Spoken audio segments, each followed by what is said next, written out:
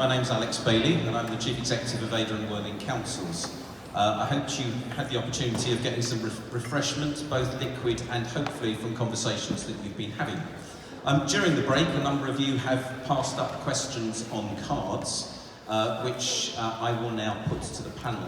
I have to be honest up front and say there are far more questions than we have ability to put to the panel, so some of the questions we will put. A number of them that relate specifically to issues in Adur and Worthing. My suggestion would be you find the opportunity to sound out either myself or Francesca over the course of the day. But generally we'll be talking about some of the macro level things that we've heard talked about already. So, first question, and I'll start if I may with you, Matt. You talked about offsetting. How will we do 50% of offsetting? Good question. I guess, yeah. Offsetting often seen as quite a dirty word, and I think what we've observed is what offsetting means. The definition and how it's being viewed is changing. I think not least through that scrutiny, where authorities are sort of recognising the scale of the challenge, and it's quite difficult. But also the options of offsetting available are pretty diverse that are out there. So I think, just to be clear, and maybe this is my own sort of personal opinion, but offsets are really a last resort, where there's clearly a ton of other things that also need to happen. There's no easy way of kind of buying your way out of doing a load of the things certainly that I talked about on the energy system.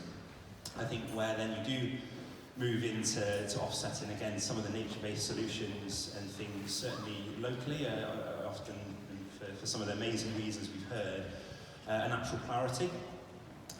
So understanding what the potential is and what that is likely to save, along with a ton of other benefits, I think is probably a next step. So that could bridge part of that gap. But I think if and where that maybe falls short, I think there's then a question back to whoever is looking at sort of paying for the offset as to what impact do they want that to have. And the question that we're getting asked and we're seeing quite often is, is there a way of keeping some of the co-benefit local? So not to take away from some of the offsetting projects internationally that I'm sure having really positive impacts. I think what we've seen over the last 12 months, where it's a local authority's challenge, is, well, is there a way of keeping some of that co-benefit in the region? And again, that's then opening new kind of initiatives or ideas around what we're referring to as insetting, authority-based insetting. So can the offset happen in the boundary? Which again, is something that I know councils are working through. So in terms of I suppose how and even can that 50% be achieved, I think there's still clearly some work to do to identify where best to prioritise the offset and what all the options are really. Thank you. Next question's for Alex. Good name, by the way. More energy efficient homes are achievable, but could lead to a reduced number of social and really affordable housing. How can that be addressed locally? I would refer back to one of the principles of a Green New Deal, which said to rewrite the financial rules of the economy. More efficient homes does not lead to an economic loss whatsoever. It's just about how you run the numbers. So a more efficient home leads to a healthier inhabitant. A more efficient home leads to cost savings in the future, but our current cost-benefit analysis systems that are used by councils are written into rules and regulations of the central government do not allow adequate consideration of co-benefits, as they're often called, around the side of and this will be a problem not just in housing but across the piece in terms of carbon or climate change focused initiatives. In order to make them stack up economically, we need to change the way we do economics to recognise other benefits. There are questions, of course, about how you get the capital, because that's what it is. It's about getting capital upfront investment in to pay for the investment and then reap the rewards later. again, that's why we say councils, governments need to get more comfortable with investing money, with borrowing money. We come off the back of 10 years where that seemed to be a huge taboo, and almost in a puff of smoke, in the last sort of 3 months, the Conservative Party in government seems to have decided, oh, actually, you can invest. Investing in infrastructure is okay, borrowing to do so is okay, and it always was. The mantra of austerity and the fact that we couldn't invest, we had to cut spending, was just flawed economics, and there's no other way around it, so far as I see. But councils do have the power to do that themselves. Thank you. Next question for Isabella, which I think probably goes to the economics of wilding and rewilding. And the question is, how is net estate funded? Yeah, so we have currently we have two income streams from agri-environmental funding. We still get basic farm payment, the BPS, which we know is going to go. And we also get higher level stewardship funding for the next 6 years. I think we have that. So we know that we get something for doing what we do. We're hoping that that will continue. The government is talking about ELM, environmental land management, which will, for the first time, be rewarding farmers for providing ecosystem services or public goods, so restoring soils, restoring water, sequestering carbon. So hopefully farmers, if the government carries on this trajectory, will be actually continuing to pay land managers and farmers for doing things better. But we don't know if that will actually happen, so we're very nervous anyway about being reliant on subsidies. Our 3 main income streams now are our meat. We produce 75 tonnes of organic, free-roaming meat from the project every year. That's very little input, so the profits for us are considerably high, which I think is something that could be rolled out for other farms on marginal land that are looking at doing something like this, doing extensive ranching, and that is providing an ethical source of meat, I think, which is interesting given the current climate and people thinking much more hard about where they source their meat. Then we have our ecotourism business. I think last year our safaris and glamping and camping and our little farm shop, which is just an embryo at the moment, brought in about £420,000, I think, and we make a 20% margin on that. So that's a margin we couldn't even have imagined when we were farmers. So that's a hugely important income stream for us, and we hope that that little farm shop will grow. The other thing is all the defunct agricultural buildings that previously just used to cost us an arm and a leg to keep the roof on. They're all part of that farming infrastructure that are just basically a cost. They don't bring in any revenue at all when you're farming. But slowly, with a bit of capital outlay, we have been converting those buildings into storage space, light industrial use and office space. And obviously in this region there's a huge demand for people who want to have offices where they don't have to sit in a queue getting into town all the time. And looking out onto a pig diving for swan mussels is an added bonus. But what's interesting is that those buildings, even though we aren't directly employing the people in them because they're being rented from us, are now employing over 200 people. So that's 200 jobs back into a rural system. Thank you. And anybody who hasn't done one of Isabella's bee safaris, I can strongly recommend them. They're fabulous. Next question, back to Matt, please. And it relates to the scatter tool. Is this or something similar being used in other countries in the world? And if so, is there any collaboration internationally going on?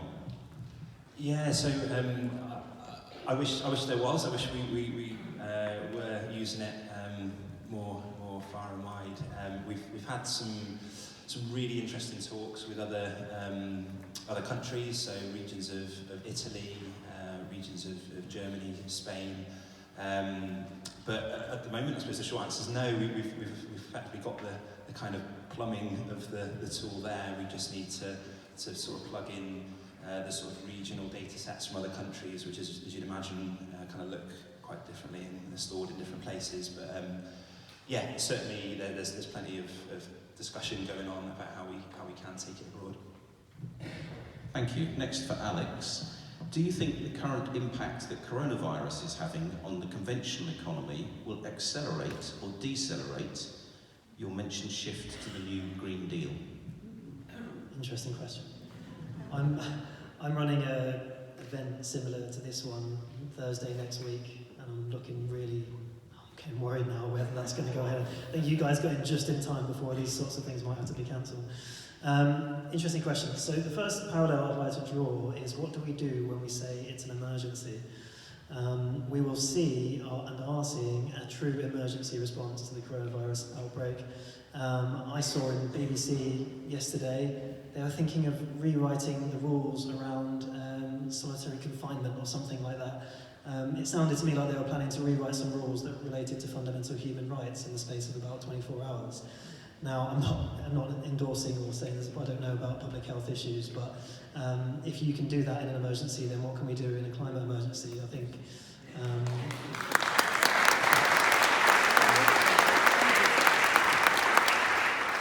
the second point I think I wanted to say is that what we will see with the coronavirus outbreak is that when push comes to shove and people's well-being is on the line and economic considerations start to take a bit of a backseat, it becomes okay for us to use arms of government and democratically elected bodies to support us through that process. And again, that's become a bit taboo over the last 10 years, that everything needs to be done by the private sector. But fundamentally, to face a crisis, the government does need to be an active government, it does need to take some risks, make decisions, and lead the way. And it needs to do that on the climate crisis, just as it needs to do that on the coronavirus.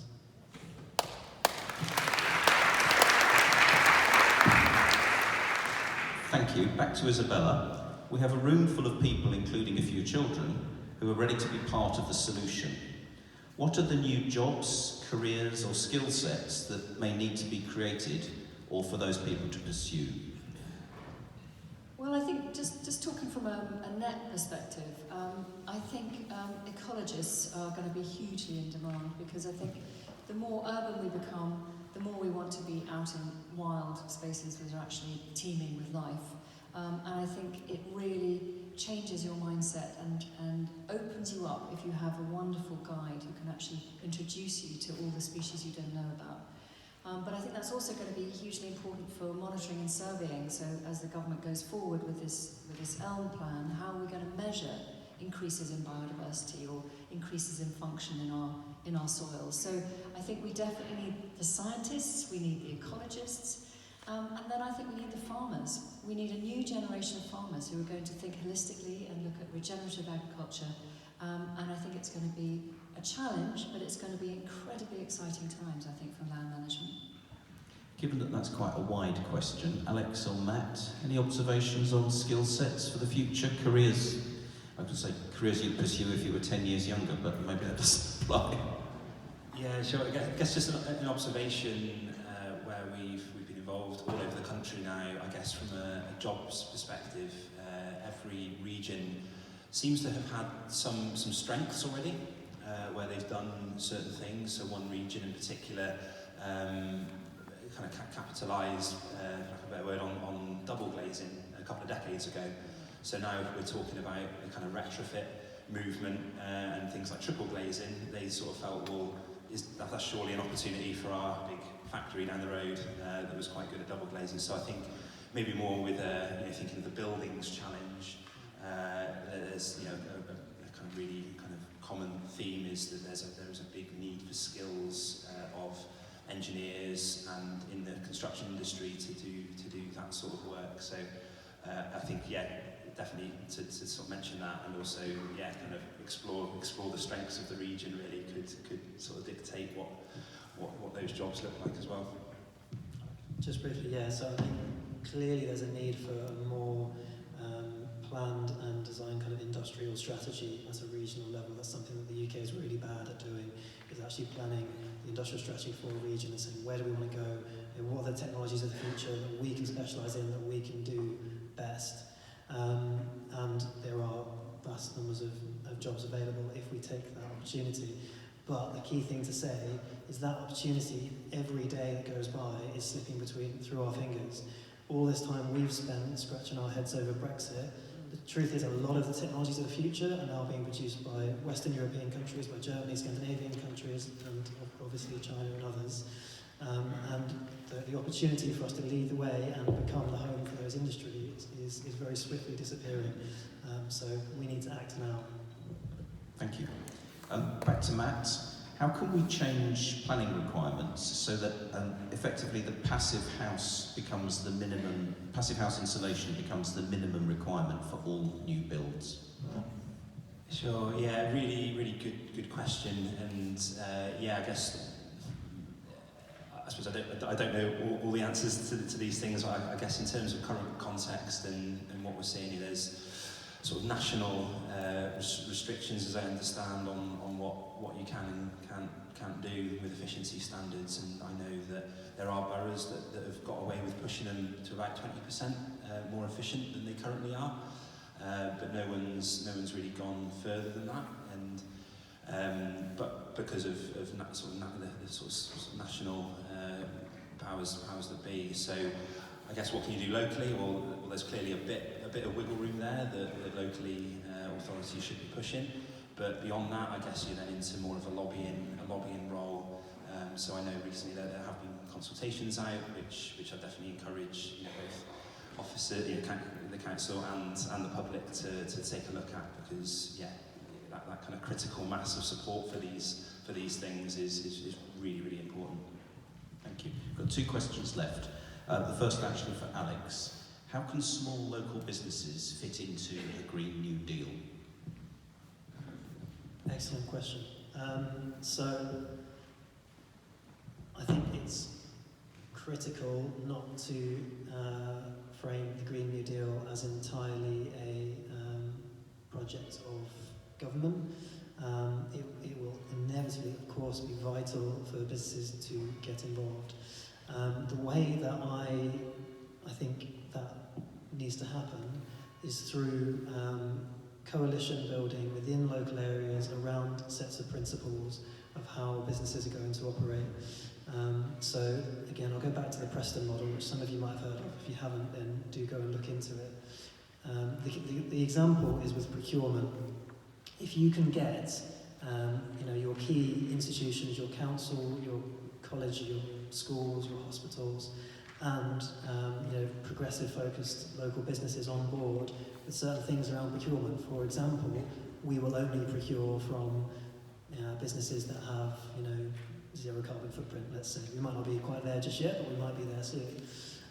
Then you can quite quickly reach critical mass in your local area where other businesses that may be less progressively minded are sort of pulled along by the weight of the movement. So because in order to get a contract from you to do your construction or your cleaning, they need to be at whatever carbon agreement, then they have to come along. Now, if it's just one business asking for their providers or their contractors and suppliers to do that, it's much harder.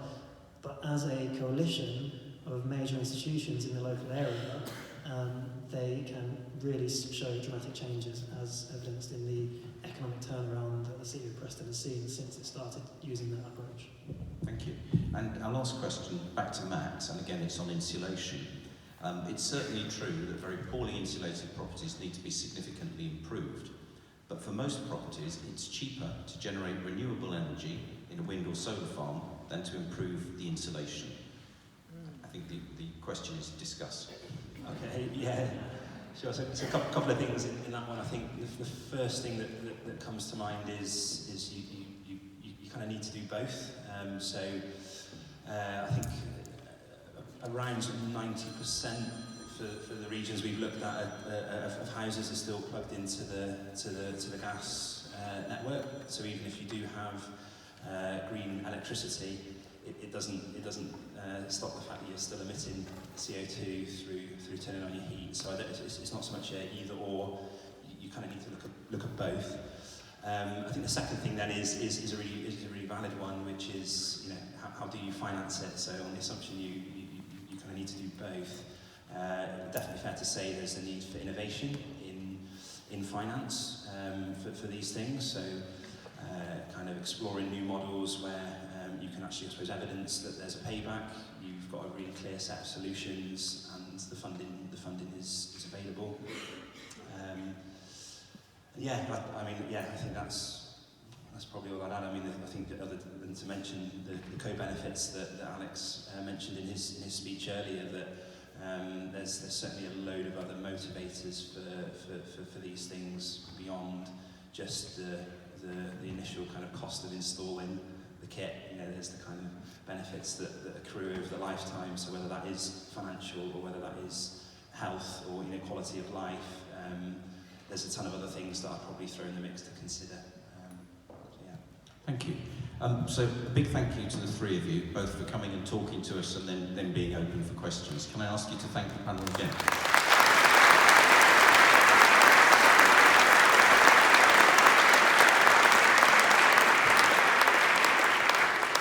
And just to say, if you're sitting on a question, if you gave us a question that wasn't asked, the chances are it related to something in Adur Worthing that we thought it was a bit unfair to put to the panel. So they will be picked up, and when we do a bit of feedback at the end, they'll be collected and we will make sure that they are answered. So thank you.